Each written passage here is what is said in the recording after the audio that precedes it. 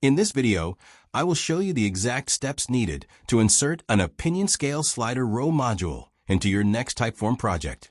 This specific feature is fantastic for gathering nuanced feedback because it allows your respondents to rate their feelings or levels of agreement on a clear visual spectrum.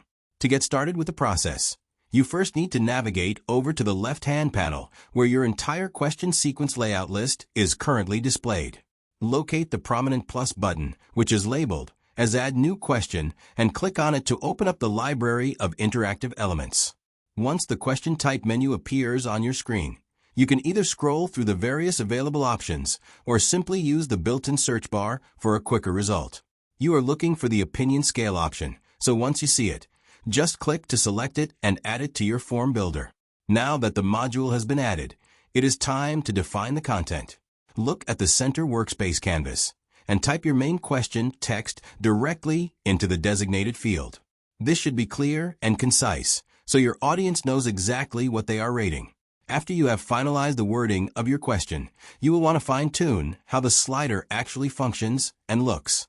To do this, look over at the Question Settings panel located on the right side of the screen. This panel allows you to customize your layout parameters, such as the range of the scale and the labels for each end of the slider.